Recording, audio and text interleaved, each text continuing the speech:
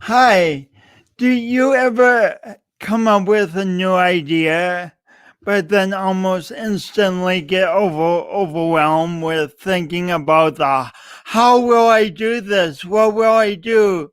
And all the things to think about with an idea? Well, my guest today has a very simple way of starting to think about an idea, whether it be an idea for a book or an idea for a new business. So I'm glad you're here. And Awkwardly Awesome Podcast episode number 30 starts in three, 2.5, two, whatever. One is basically is just no. No, okay, bye.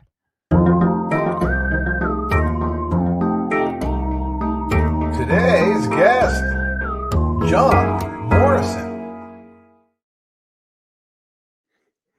Hey, today I have the pleasure of having Jon Morrison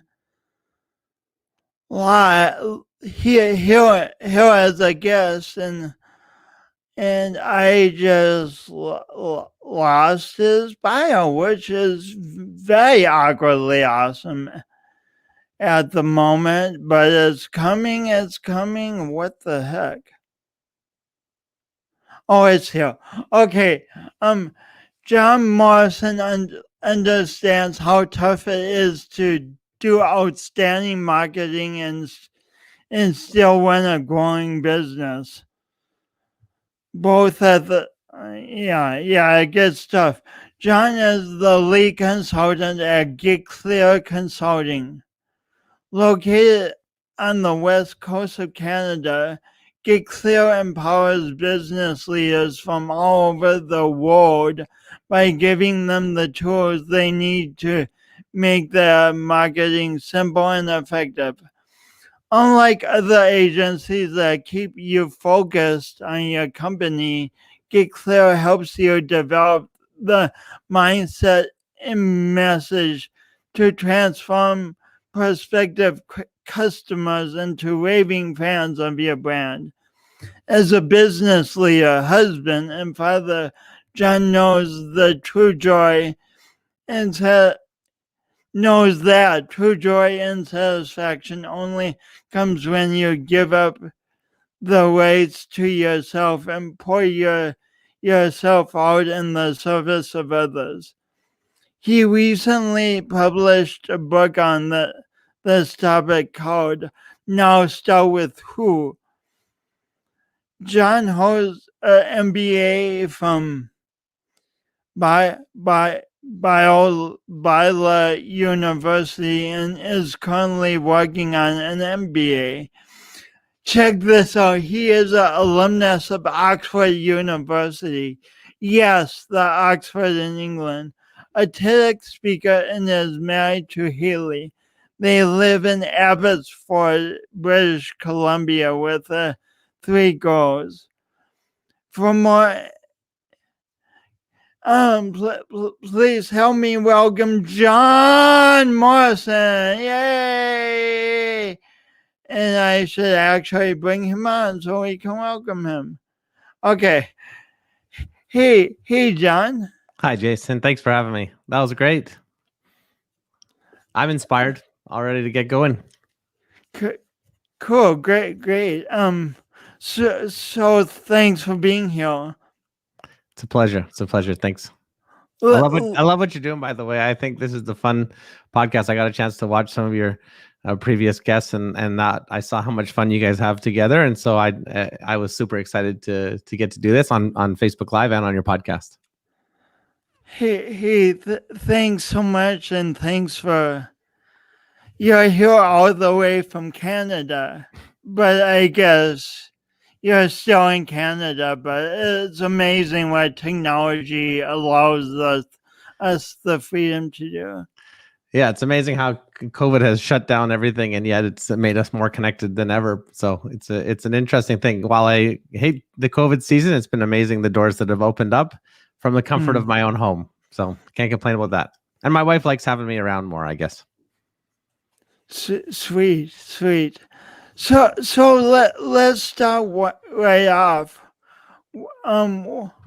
Why is story important? I mean, can we just grunt and just expect people to know what we mean? Right. Grunting doesn't really work all that well, I've found. There's a reason why we created languages. And ever since language was invented, we started telling stories. I mean, you look at all the ancient literature, it's all couched in stories. And so story's not a new thing. It's kind of a buzzword in business, and I get that. But people have been using stories to communicate ideas from when we're young to, even as we're older, we love telling stories. So I got 3 daughters at home, and they love stories. They don't want us to read stories. They want us to tell stories. We just, find a way to instill family values in stories. And the best leaders and communicators understand that there's something about stories that gets people's attention. And so I've been communicating for many years, and I know that stories are powerful to get people to remember stuff as well. So to get your points across, to get your values across, and to get people remembering stuff, there's nothing like stories, Jason. Wow. So do you want me to just tell? Do you want me and the listeners just to tell stories about a service, a product, or idea, and just assume that whoever we're talking to will want to listen to us for hours on end? Well, that's the thing about stories, is that people don't actually care about our stories as much as we would like them to. I mean, we would love for people to care about us as much as we care about ourselves. And, some people say, I don't care about myself. It's like, actually, you do, right? No one thinks about best interest like you do. No one looks at your Zoom picture as much as you do on a screen. When we're in a meeting, who are we looking at? It's not the other people, it's ourselves, right? So we love our own stories, and we tend not to have a ton of time for other people's stories. As powerful as stories are, I think one of the best thinkers in this is a guy named Don Miller. If you're familiar with Don Miller, he wrote a best-selling book called Building a StoryBrand, where he really captures this idea that if you want to communicate your ideas, you find a way to leverage the power of story, but not your own story, not your company's story, not the story of the product, of how you discovered it. It's the power of story in the other person that you're communicating. So if you want this business or this idea to launch, you got to find a way to get it inside of the head and heart of the other person, so they feel like their story will be better if they have your idea, if they embrace it, if they embrace your product, your business, they hire you, they're going to win their story. And that's how stories are powerful with people in the communication of ideas. So how do we do that without making a story too general, or asking a bunch of questions? How do we infuse ourselves in a story that's about another person or idea or whatever? Well, picking up on what Don Miller says in Building a StoryBrand, he says that if every person that you talk to, all of your ideal clients, your customers, if they are the heroes of a story, their own story, then you have to present yourself as a guide in their story. So you don't want to be Luke Skywalker, you want to be Obi-Wan or Yoda. You don't want to be Katniss in the Hunger Games. You want to be Haymitch. You don't want to be Happy Gilmore in the movie Happy Gilmore. You want to be Chubbs, the golf teacher. Because in all of these great stories, there's always this character called the guide who helps the hero. And so that was the book that really inspired me to embrace this idea that to win in life, in the spread of ideas, in the growth of your business, you have to find a way to get into that other person's life and find out what is it that they're struggling with, that they need to overcome to win their story, to achieve whatever victory looks like for them. And victory looks like all kinds of different things for all of us. And in different circumstances, victory can be in all kinds of things, right? We all have all these problems in life, whether it be our relationships, we're fumbling around with our finances, trying to grow businesses, trying to keep people happy at work and not rip our colleagues' heads off. Trying to be a father of 3 young children. Yeah, raise our kids. There's so many problems. And so my life is full of problems that I'm looking for solutions for. It affects the blogs that I read, the stories that I click on in social media. It affects the products that I purchase, who I talk to, the conversation. Everything that I'm interested in right now is all because of a problem that I'm facing in my own life that's keeping me from winning. And so if you want to connect with people, if you want to get your ideas out there, if you want to be the solution, then you have to show yourself as a solution to a problem rather than just talking about yourself, expecting that everybody's going to be interested. Because the truth is, we're all so busy, we're all so blinded by all of these problems that we're facing that are keeping us from winning, that if you show up and you just start talking about yourself, I'm like, you know what? You sound like an interesting person, but I'm really busy right now trying to win my story, and so if you'll just excuse me, I have a story to win here. But if you show up as someone who's a problem solver for something I'm struggling with, and you have a history of solving problems for people, and all of a sudden it's something that could help me, I see myself using it to overcome this problem, whether it be a course or an app or a widget or a product or a service that you're offering, whatever it may be. It can be anything. That's the beautiful thing about business, is that we have so many different solutions for all of our different problems. And we have people who are experts at solving those problems. And that's why we hire people, is because we think they're the best solution to help me solve my problem. So say a client has a computer problem, and I immediately think of computer problems because nothing gets me up in arms more than computer. I mean, right? I get it. But so that client doesn't want me as a technician to talk about how I've solved my own computer problems in the past, or how I've solved other people's. They could care less about that. They want me to guide them to solve whatever computer problem is right in front of them. Totally. Yeah. And to win. Go ahead. And to win the game of solving that problem. Yeah, and if you're selling IT services, yeah, there's a huge market for what you're doing right now. Why? Because there's a lot of people that have that same problem as you, Jason. That it's keeping them up at night. It's frustrating them. They can't get any work done with their computer problems. It's that they're wasting so much time, trying to solve this problem on their own. They're just like, I would give any amount of money to have somebody come in and solve this for me. So if you're marketing that, that's the way to start. Are you totally stressed out, losing time, losing your hair, and not being able to get anything done because of this nagging issue, whatever the issue is, with a particular problem. Maybe it's your emails aren't working. Maybe it's your website's broken. Maybe it's your, I don't know. There's a whole bunch of them, right? Your setup is not right. Your Zoom service is not working. Whatever it may be, there's a whole bunch of problems in our computer world. I would market like that and say, you know what, like if that's what you're doing, here's what we're offering, stress-free, headache-proof solution. This is what we do, and so that you don't have to worry about it. We just take care of the whole thing, give you one bill, and then it's over. And it's like, wow, that's basically the equivalent of serving me some sort of like IT Tylenol or something, right? Just give me a pill and I'll take it, and the headache is gone. Right, that's what we kind of want, and so. But notice I didn't care. I didn't talk about like the history of the company. I didn't talk about the logo design, what color scheme you were using. Those things are sort of important, but they're not nearly as important as can you get the job done simply, quickly, and for the right price, because that's all consumers care about. And so all these things that we worry about telling our story and all that stuff, the consumer that has the problem doesn't really care, right? So. If it's in like, I've always heard, like if you have a bleeding neck, like you don't really care about the history of the doctor. You don't really care about, what tools they're using. You just want your bloody neck to stop, right? And that's all you can think about. And so if you're selling solutions, if I come to you with a bleeding neck, don't tell me about your story, your history, how trustworthy you are. Just get the job done, right? That's all I care about. And that's all most people care about, is they're so busy. They just need solutions to their problem. They just want someone who's going to help them win their story, solve this problem, and get the job done so they can continue on as the lead character of their story.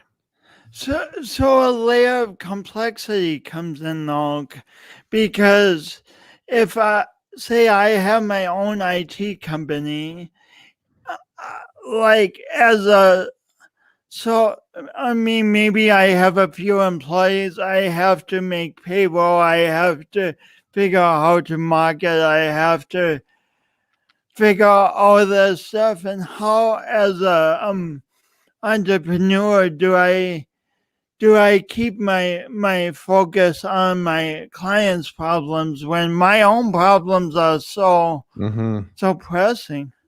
Well, as a small business owner myself, I understand exactly what you're talking about, that there are many problems that small business owners face. And marketing and talking about what you do is just one of them. Customer service is another one. And of course, running the business is huge, and it takes up a ton of time. What I'm trying to get to is that your business, maybe it's not you on the phone with customers, but your business has to have a culture of customer service. One of the best customer service companies out there is Amazon. And when you think of Amazon, we think of like, I need stuff delivered, and whatever it is, I need it delivered right away.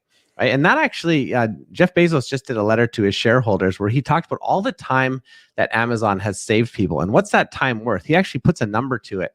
It's a fascinating article of how he basically takes a victory lap in his final letter to shareholders and says, here's all the time that we've saved people, and here's all the value of what that's worth. And this is what Amazon is contributing to the world today. And he's basically saying, like, if you think of all the time it takes to go out to get some, wait in line, do your shopping, and then come home, we can solve all of that by just getting something delivered to your home, so you can do other things.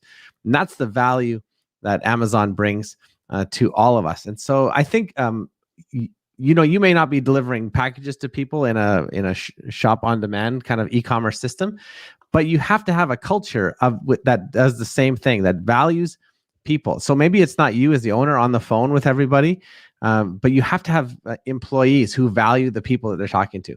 One of the ways that Bezos did this, I don't know if you know this, Jason, but he used to have an empty chair at every single meeting at Amazon in the early days. I don't know if they're still doing it now, but it got pretty awkward for a while. But the empty chair represented a customer, the Amazon customer, and he would always point there and always say, like, we can make this decision, but does this help the Amazon customer? In the end, is this the person that's going to benefit from this decision? If they didn't benefit from it, they didn't make the decision.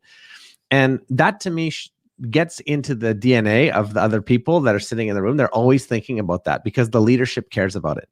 So this heart of service really is the heart of every single business. Whether you are the owner actually talking to the customers or not, you have to find a way to get your people, your employees, to value your customers in such a way that every time they're on the phone, every time they're emailing, every time they're on a Zoom call, they are looking at the other person and saying, you are important to me. I want to help you win today. I want to add value to your life. And if I have to do whatever I have to do to add that value, I'm going to do it today. So that's, I believe, what serving is all about. And it doesn't have to be you. It has to be, but it does have to be within your company, or your company's going to get disrupted by someone who does care. How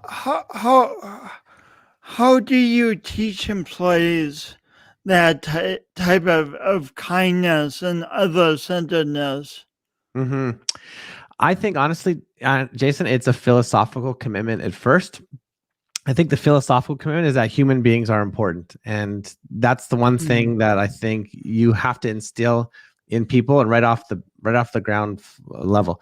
Vince Lombardi used to do this with his football teams. Every year he would come in, or at least a couple of years, as the story goes, that he would come in and he would put a football in the middle of the room, and he would say, "Gentlemen, this is a football." And basically they would start from there. Like, if once you knew what a football was, then you could move forward with the rules of the game and the purpose of the game and getting the football into the end zone. But you couldn't get there until you figured out what a football is.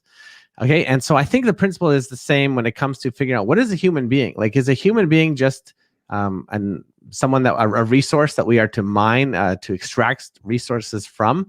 Are human beings important? Are they worth pursuing? Are they worth protecting? Are they worth serving? Are human beings worth serving? Are they worth our time and our sweat and our energy? Because I see a lot of people actually trying to get humans out of their business, right? They want to delegate, automate, and not talk to customers as much as possible.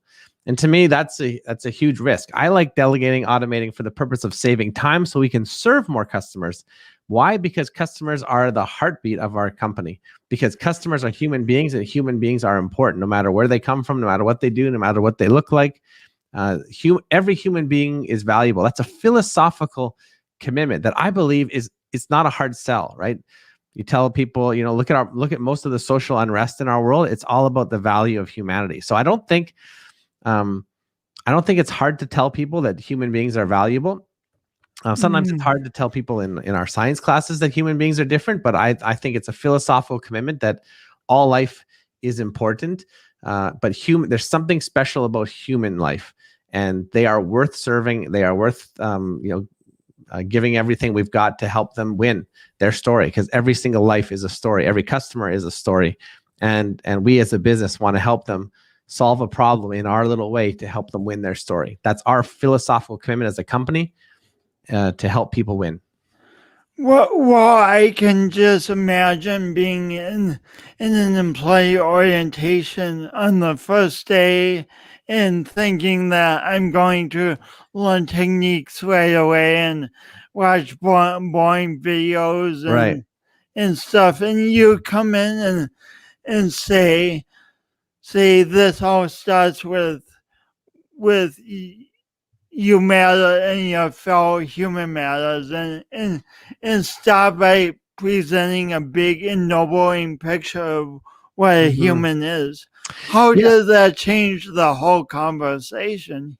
Yeah, enormously. Totally. And I think it is important, like Lombardi coming in with a football in the middle of the room. You have to have that conversation, because I think a lot of people value human life. They're willing to protest. They're willing to get mad at their family members over in Facebook and Thanksgiving dinners about it. They're willing to argue about it, and it affects their voting. I think when they come to work, they don't always realize that other person on the phone, or that other person on the email, or that person that comes into the shop, they are a human being that I can now serve. I can practice what I'm preaching all throughout my, social hobby horses, my soapbox. I can practice it when I show up at work, where we spend most of our days, right? We spend so much time of our waking hours at work. That's our time to really show just how valuable life is by serving our customers. When as you talk about this, I flashed to getting all these automated messages from people on LinkedIn who want me to buy things and stuff, and they try to sound personable, but it's obvious they don't know you, and it's just like, not only am I not going to, do I not want to buy from them, but it's almost offensive. Yeah. It's like, you don't even know me and you want me to invest with. Yeah, it's right, Jason. It feels impersonal, right? Like that's the thing. And the thing is, I like what Gary Vaynerchuk said. He says marketers wreck everything. And he's right, because social media used to be social, right? Where we would interact with each other, and LinkedIn was like that place where it seemed like marketers hadn't totally destroyed yet. And so businesses could go in and actually connect with each other, like truly connect, heart to heart, soul to soul. And then all of a sudden the marketers came and they're wrecking it, because they're automating stuff. Now, if you ask the marketer, I don't know the heart of a marketer. I am a marketer. My parents didn't raise me to be a marketer, but I'll just say this, that your marketing can still be customer centric if it solves a problem, and reaching more people is important. But what they're doing in doing an automated process is they're at risk of cutting themselves off from the heart of the true consumer. So you can have really good marketing copy that's all about you. Like if it was solving a problem, like you got an automated message that day that was solving a problem, you might actually be interested, and then seek out a real human being to connect with, right? Or at least seek out a solution that a human being created for you, who is another human being with a particular problem that you're facing. So maybe you got an email from a company that had some IT services that the very thing you were struggling with. All of a sudden, you're not as mad at them, right, for it, as long as it does actually solve a problem. Otherwise, you're not interested at all. This seems like spam. This feels like junk. In fact, it's making you angry because this is not a problem. Whereas another person's like, hey, this is actually exactly what I'm struggling with today. And to be fair, I think the Facebook and Google algorithm, they know exactly what we're talking about, and they're going to be targeting us with IT ads because they think that's what we're struggling with. My friends and I were talking, and we were saying, I think our phones are like listening to us. This was like a year ago, and they all laughed, right? And then Alexa laughed, and then Siri laughed, and then our Google Home laughed, and everyone was laughing by the end of it. But I think they were listening, to be fair. That's awesome. So in your TEDx talk, which is wonderful, you tell a story about how you learned kind of by trial and error to start with who in your dating life. What was happening as you went on dates? Was it going well? You're making me relive some old painful memories here. In the talk, I say that friends and family watched me trying to find love as one finds satisfaction in watching an auto accident. You can't help but watch and just like, oh, I wouldn't do that, but I can't. I'm still watching. It was heartbreak after heartbreak, and a lot of times I was the problem. In fact, probably everyone would say most of the time I was the problem, and the reason why is that I just got too busy talking about myself and thinking that people want to hear about me. Where the truth is that, like I told you before, and anyone listening, that you'll remember that people don't really care about us as much as we care about ourselves. They want to know, like, can you help me win? And so I would just talk about my like accomplishments and name dropping like semi-famous celebrities or places that I had been to, exotic travel, maybe pictures on my phone that were cool, and just me. And you get that approach on the first date. Maybe if someone's kind enough, they'll give you a second date, but after a few months of that, it's not going to work out, right? And so my me-centered approach just left a trail of broken relationships. And in my 30s, I finally wised up a little bit. My friend set me up with a gal and said, "Hey, John, I got a great girl for you. Don't screw this one up." And so I decided. So how did you figure out that you needed to modify your approach? Well, I mean, you get enough bad experiences and you can figure it out pretty quickly, or you can just grow up, or you can read a book that helps, right? Or just maturity and trying something different. If the same thing isn't working over and over again, you try something different. So this one, I decided I was going to take a pure interest in this other person. So rather than end my statements with exclamation marks of "look how good I am" and "here's me," I would ask questions and end with question marks. And who are you, and what do you like to do, and where do you want to go in life, and what's important to you, what do you value, where do you see yourself in 10 years? Why did you choose this? And there's a never-ending trail you can go on with questions. The principle. That's beautiful. There's a never-ending trail that you can go on with questions. That's beautiful, host, right? As Jason, that you could take these conversations so many different ways, and if you're kind of like hit an end for one conversation, you don't have to start talking about yourself. You could just back up and ask another question about something else. And the principle is that interested is interesting.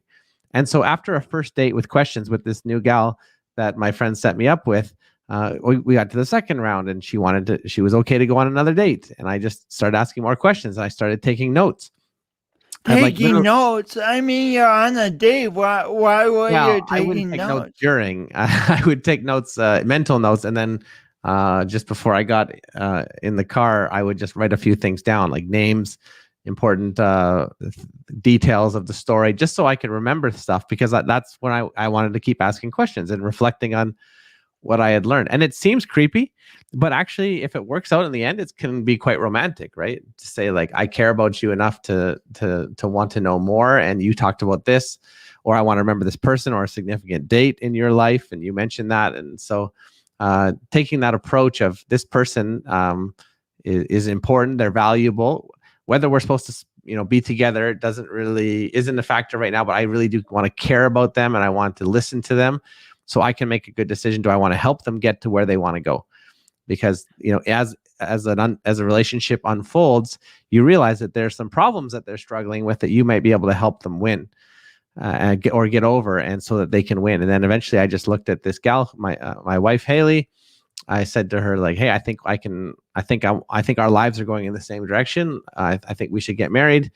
And so, yeah, we made that decision almost 8 years ago, 3 kids later. And by the grace of God, here we still are. So that change in approach of me. And I mean, there's been a lot of people that have told me when I've been telling this story, they said, yeah, I've met a lot of people where I've been that person, right? And it just doesn't work. It's such a turnoff. But what if somebody actually, like, this could be a dating show, the Awkwardly Awesome podcast to give dating advice would be, shut up, stop talking about yourself, and actually take an interest in the other person. You'll be amazed at the kind of success that you will see when you get over yourself. But it's so anti-human nature. We get nervous and we want to talk about ourselves. It just doesn't work because you can't connect with someone else if it's just all about you. I actually love the part of the story where you take notes, because I mean, we think our minds will remember everything, but they just do not. And so to know this person was valuable enough, it was valuable enough to you that you took notes on what she said. I think that's so romantic. Oh, good. Well, thank you. She would. She finally came around after she realized that I did it out of love. But when you find out someone's been taking notes on you, the first instinct is, that sounds weird. But the truth is, I still do it, Jason. Like, when somebody reaches out to our company, Get Clear, I'm not saying that we're the best solution for them. I need the time to think about it, and I need to ask them a bunch of questions. So they're talking to me and they're telling me, this is what I'm struggling with, or here's something on my website that is bothersome, or here's something about our sales or our marketing. And I'm writing down everything that they're saying, taking great notes, because I want to know the details of what they're doing and if they're a good fit for us. If they're not a good fit, I'm going to pass them on to someone else. I don't want to take their money, and I don't want to waste their time or our time. And so I want to get to know them and find out. And if they are the right solution, then I have all the details in place. I can make a really tight proposal for them that's going to solve, or offer Tylenol for all their little headaches that they have that they've told me about. And so the concept works in sales and marketing as well. So here's the thing. I take those notes that this person has just graciously given to me on this call, and then I put it on our website as a frequently asked question, or I address it on our homepage, because I know that my customer is struggling with this, right? They've told me what's bothering them. And now I'm going to tell them, like, hey, are you struggling with X, Y, and Z? Well, guess what? We have a solution for that. Here's the 3 benefits of when you solve X, Y, and Z. This is what's going to lead to. And so you just put that right in your marketing collateral, or an email campaign, right? 1 email for every problem they listed. And here's the problem. Here's the solution. Here's the problem. Here's the solution. That's your email drip campaign. Just exactly the notes that you've taken off of your call with your person. I learned it in dating. It works in sales too. So every time you talk to a customer, you can be doing I mean, it's not the primary goal, but you're doing research and understanding the problem you solve better. Well, yeah. I mean, in a call like that, I mean, somebody has been vulnerable, like a human being who matters. I mean, that human being that's on the phone with you is somebody's daughter, somebody's son, somebody's friend, somebody's grandchild, right? They're dearly loved by a bunch of people in their network, and they're coming to you vulnerable, basically saying, hey, I've got a problem in my life. Something is broken and I need some help. I think it's your job as the salesperson to realize, am I going to be the best fit for this person? Are we as an organization business going to be the best solution for them? If they're not, then you got to send them off to someone else. But if they are, then you really have a responsibility to show up and serve them and solve their problem for them. And that's the nature of a sales call, is really like this very important human being. Can I be the best solution? And if you are great at solving their problem, they're going to honor you with money, right? That's how we thank each other. We say, you've done a great job. Here's some money as some recognition, right? So I'm not asking you for this, like, I'm not arguing for like this utopian existence. I'm saying the bigger the problem, the more money you get because of it. The more people you solve, the more money you make because of it. So that's the secret. Serve more people and you'll make more money.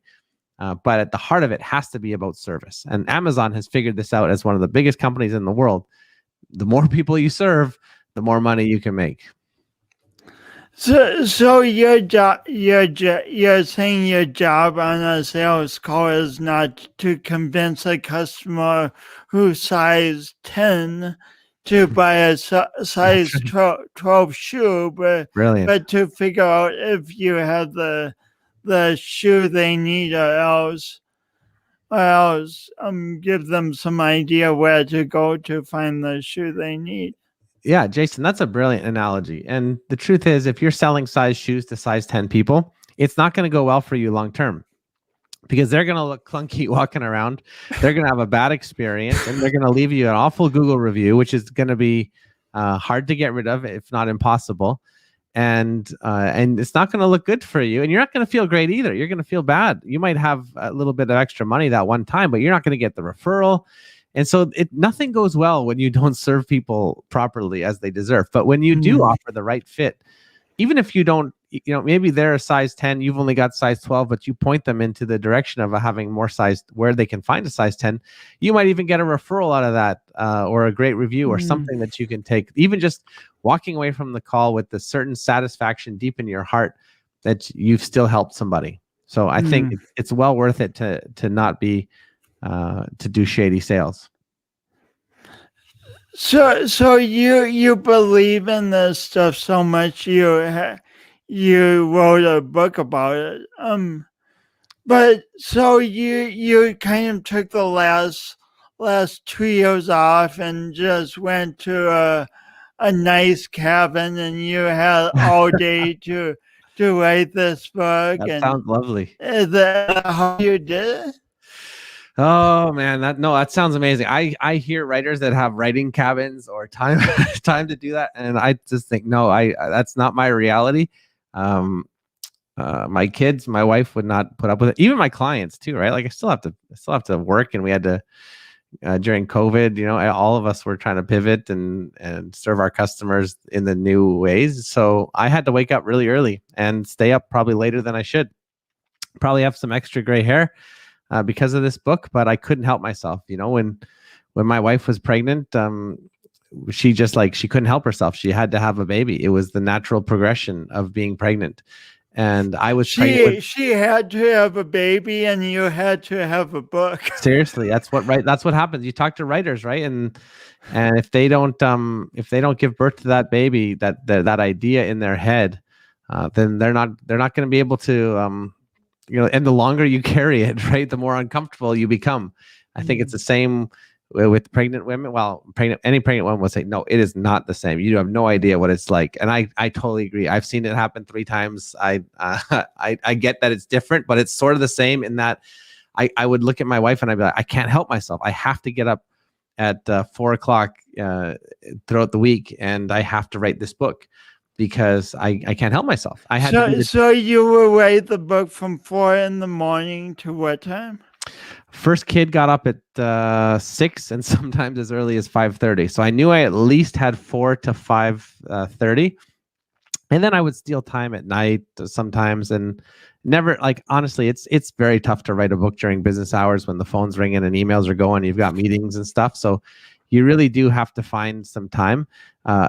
But that's when I sat down to write it. But I couldn't help myself, honestly. If there's a lot of people that have been sitting on a book for a long time, and you might not be a writer. You might just have a really good idea. Maybe you should give your idea to someone who is a writer. But if you've been sitting on a book for like 5 to 10 years, you're probably not a writer. Most writers, when they have an idea, they cannot do anything else. It's all they can talk about. It's all they can think about, and they have to get it. Just like a pregnant woman has to give birth to that baby once they're in their 2nd, 3rd trimester. They're just like, I cannot wait to get rid of this thing. It's the same thing when you want to publish a book. You just have to do it. And so that's my experience, at least, is I just I couldn't help it, and I couldn't focus on anything else. My wife's the true hero of this book, because I'd be staring there, we'd be on drives and she'd be talking about something, and I'm thinking like, okay, how do you work there? Who does it go to a what or a how, or is it a who, how, why, or is it, and I'd be thinking through all the principles of the book, and I had no idea what she was talking about. But that's on me, and poor her for having to bear the weight of managing the family and having conversations with a husband who is just clearly on another planet in his thinking. So you weren't like taking notes on what she said exactly at that moment. The note period was for the dating. Let's just tell you that much. I also pretended to like hiking when we were dating as well. So she knows full well after 7 years how I feel about hiking. I think it's walking up hills where we went on hikes like every week when we were dating. Now I'm like, why would we walk up a hill when there's a perfectly flat place we could walk and get just as far? Hiking's so wonderful, but I know they all say that, but subject. It's hard to haul my frame plus a 2-year-old on my back, up a hill. So. Carrying a 2-year-old might make hiking less enjoyable. Yeah, but that's beyond the scope of our conversation, as I understand. So shifting gears. How did so you got some education under your belt? Actually, more than some. You went to Oxford. The Oxford, is this Oxford like this kind of online program that calls itself Oxford? No, it was the Oxford. I had to the go Oxford. I had to endure English culture for an entire year. And there's a reason why the Americans left. Let's just say left the Commonwealth. No, I'm just kidding. They're actually great people. I had fun hanging out with the English for a while. Some amazing minds to sit under, some awesome experiences. I got to play on the ice hockey team and defeat the University of Cambridge in our varsity match in 2011, 2012. It was a great experience. Oh my gosh. Yeah. Wow. So, yeah, it was great. And I love to learn. That's the biggest thing. And I love ideas. I think that's probably the thing that I learned. The biggest thing at Oxford is that it's okay to love somebody, but criticize their ideas. I think we've forgotten that in our culture today, that we think that if we disagree with someone, that it's all of a sudden we hate them because we don't like their ideas. Whereas the truth is we're all just trying to figure out the truth, and we're stumbling towards it, and we're trying on new ideas, like we try on a pair of pants sometimes. And if you don't like the pants, or someone tells you your butt looks big because of the pants, then you take off the pants and you don't wear them. It's the same with ideas. You are not the clothes that you wear, and you are not always the ideas that you hold, because we write our ideas in pencil, right? And that's what I learned in Oxford. It's like you have brilliant people from all sides of the spectrum in the same area, and they're all writing stuff and they're publishing stuff, and they don't agree, and they're all brilliant. So the book even Now Start With Who, it's an antagonistic title by choice, right? I'm going after Simon Sinek's Now Start With Why, because the truth is I just don't think that some of the ideas in that book are sacred text, in the sense that Simon Sinek is a brilliant man, but I don't think he's right. Even we talked about dating. Like there's a chapter all about this guy named Brad, this story about Brad, who talks about his life, and he does it in the wrong way according to Sinek. And Sinek's prescription for Brad is to couch his talk about his experiences and his accomplishments in his why. And if you read it, it's just like, that's not going to work. Like if you met Brad in a bar or a networking event or on a date, you would be like, this guy Brad is all about himself. And I just think people don't care about Brad's why as much as Brad does. So don't lead with your why. And I totally go after that idea in the first chapter of the book, because I still love Simon Sinek. I can just disagree with him, and that's what going to Oxford taught me, is that amazing people can still disagree. So this brings up, when we solve our customers' problems, does that mean we always agree with everything our customer says? Right. I mean, yeah, the old expression that the customer is always right. I just they can't be right? They can get things wrong all the time. They can get, pick the wrong company. They can vote the wrong way. They can cheer for the wrong hockey team. The customer can be wrong about a lot of things. the wrong hockey They team. can I'm pick glad bad you put it coffee, in there. right? They may choose, all kinds of ideas for what they think is right, but they could be flat out wrong. But they're still a customer and they're still a human being, and so it's okay to engage with your customers and try to show them, talk to them, add value to them, make their lives better, even though they may not agree with you in the end. You can still think that your solution is better than someone else and engage with them. And so you don't have to worship your customers. I'm not telling you that you have to be a slave to your customers. You can even refuse service to someone who wants to be a customer, and you think that that's the best thing both for you and for them. So you're serving them best by saying no to them. I guess if your customer knew all the answers to solve that problem, they wouldn't be coming to you at all. Yeah, or they wouldn't be calling. They'd find their own, either someone else, or they'd try to do it themselves, right? You can't serve everybody. Like, that's just the thing. Like, it's just impossible. Imagine if you tried to reach everybody, you'd end up reaching one. I've tried, John. I've tried. I can imagine that well. I've tried. It really doesn't work at all. Yeah. Jason, I had a mentor say to me once over lunch, he said, if you try to be everything to everyone, you're going to mean very little to a lot of people. So that was brilliant. If you try to be everything to everyone, you're going to mean very little to a lot of people. And that principle has stuck with me because I just think it's not possible to reach everybody. And so you gotta pick a who. You got to pick a certain kind of person that that you've been taking notes about for years. You know the problems they solve, and you know the solution, and that's what you do. You provide that solution to this problem for these kind of people. I'll just tell this one story. When I was in England, there's this place in London. It's in Hyde Park. It's called Speaker's Corner.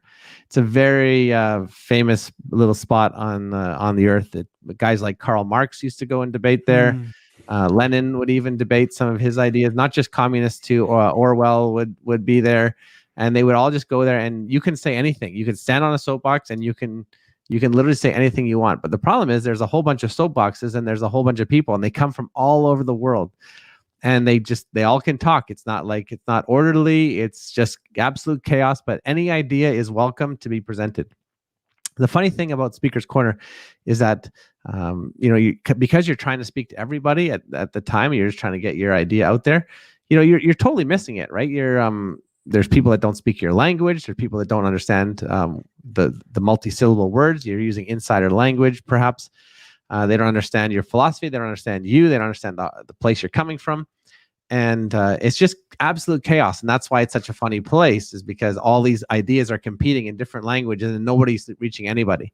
Imagine how different it would be to take somebody out of Speaker's Corner and grab them to the nearby coffee shop and just have a conversation with them about what they're struggling with and whether or not you'd be a good fit. And then you can introduce your ideas and share with them, here's why I think this might help you. And how much more effective would that be in communication, right? Instead of trying to reach everybody in that chaotic mess of a place, a fun, chaotic mess, how much more effective would it be to just pick one of the person, just a small percentage of the people that are there, and just have a conversation with them? I think that you'd be a lot more effective than trying to reach everybody. And it occurs to me as you say this, it's a lot of work to try and reach everyone. Like, someone could be on the soapbox for like 60 hours a week for weeks on end, and then be like, why don't I have any clients? I'm doing all of this work.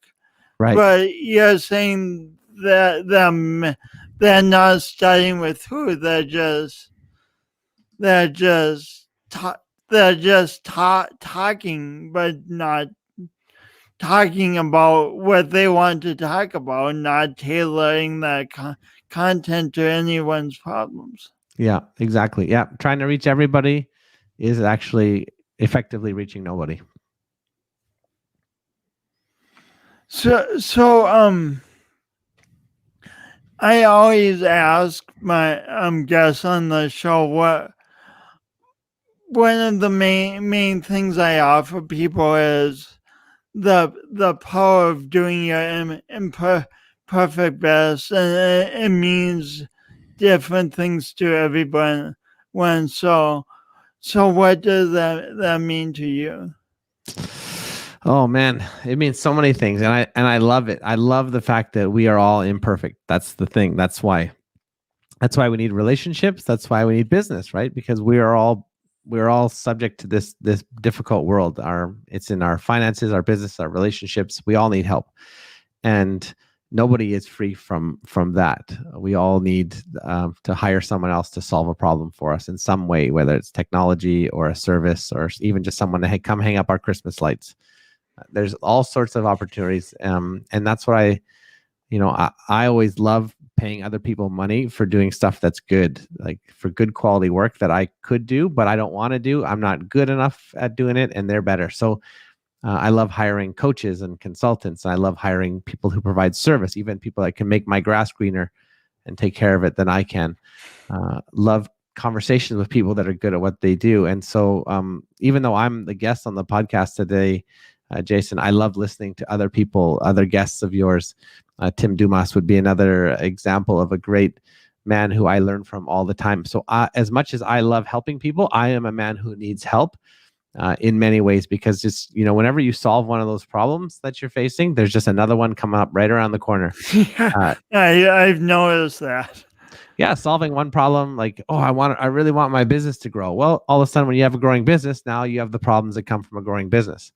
Right, which is now you have to hire people, which is a problem, and now you have to hire more people. Now you have to learn how to, pay them, and what kind of legal things to go in with employing people. And there's just so many challenges in life, and that's why the economy keeps going, is because we all are broken and we all need to help, and we're all somebody's who in some way. So that's what it means to be awkwardly awesome to me. Awkwardly. Doing my imperfect best, I guess what you were saying. Yeah.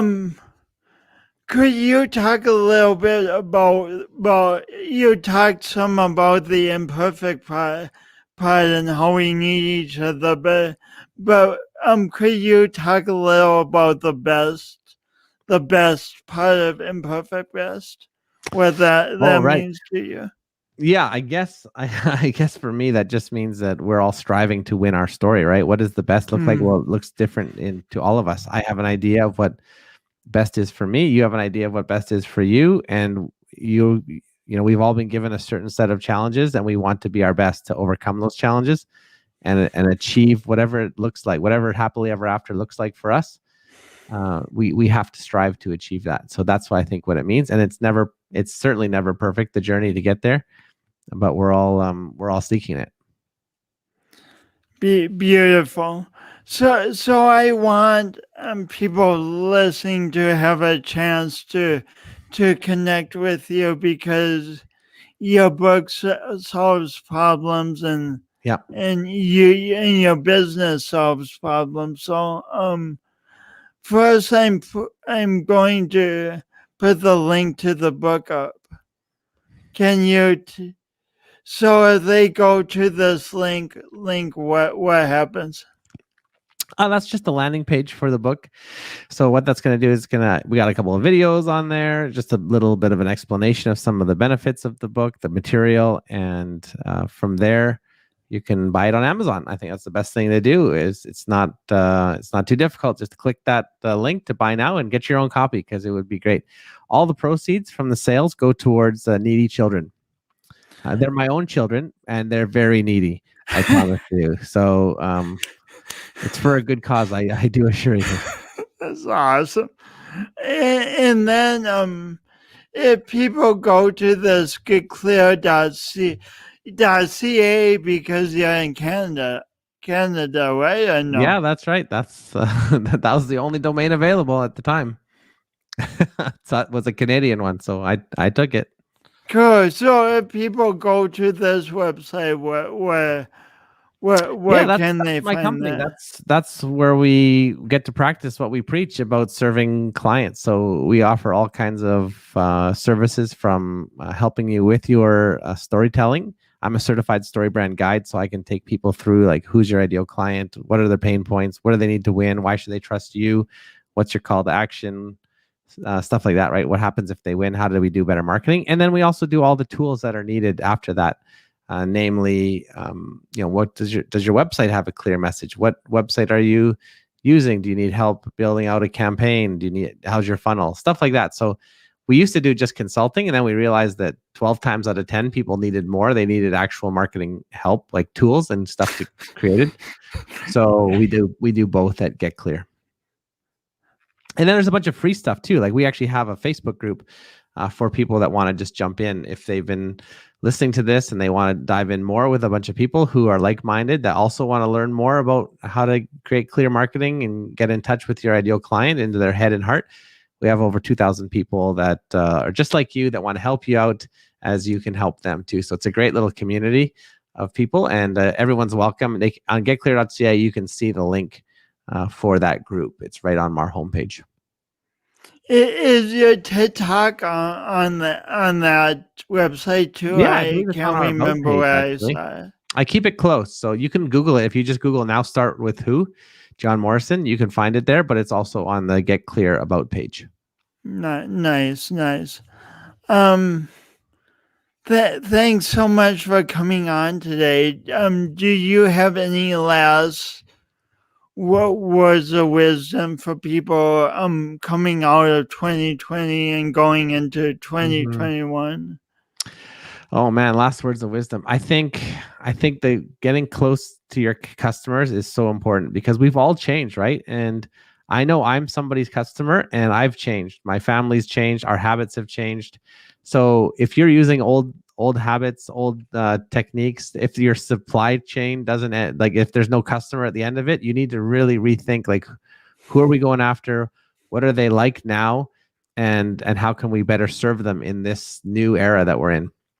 So that's the last bit of wisdom that I would share. But I do want to thank you, Jason, for who you are and your story. It's inspiring. I was introduced to you by our friend Tim, who spoke very highly of you, and it's been just an amazing experience. I love the Awkwardly Awesome podcast. I love what you're doing. Your TED Talk is fantastic. And so I'm just truly honored that we got a chance to spend this time together, even though it's over cameras and stuff. One day we're going to get to connect, but yeah, I really appreciate it. And go to Timmy's, right? We're going to go to Tim Hortons together and grab a good old fashioned cup of Canadian gross coffee. Wow. You got the donuts. You can get the donuts because you don't drink coffee. And one more thing, I just want to applaud you for saying Vince Lombardi, and you made up in Thanksgiving and stuff. I didn't quite have all the Canadian references to reciprocate, but at least I had Tim Hortons. Right, that's okay. Yeah, no, I feel like, most of our clients are actually American. My birthday is July 4th, so I feel like there's a lot of American in me with that. But, that's awesome. I just happen to be Canadian, and I do love my country. Cool. Well, have a wonderful rest of your day. Thanks so much for your time and your wisdom.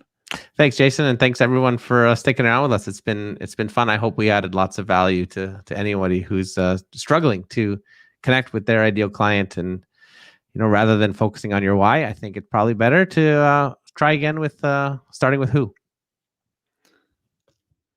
Thanks so much to you all for your time and tuning in. Wasn't Jon amazing? So cool. I could talk to him for 4 or 5 hours, but we would all be hungry by then. So we'll end now. We'll be back next week. Same time, same place. So hope you tune in then. And I have my outro tee up. No, I do not. It's right here. Bye.